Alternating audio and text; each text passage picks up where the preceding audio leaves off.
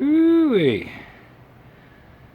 Monday, August 26th, 2019, Albuquerque, New Mexico. Finally dropped down under 95 degrees. Get back to my project here.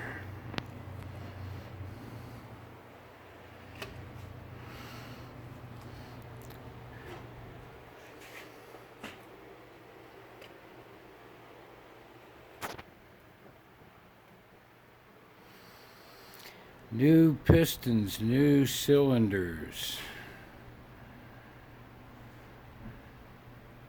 new heads.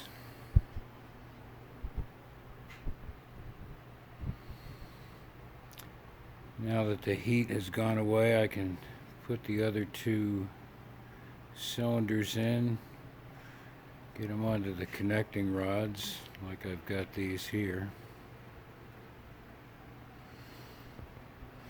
and then put this bad boy back together. But it just got a little too hot out here today. But now I'm back in the game.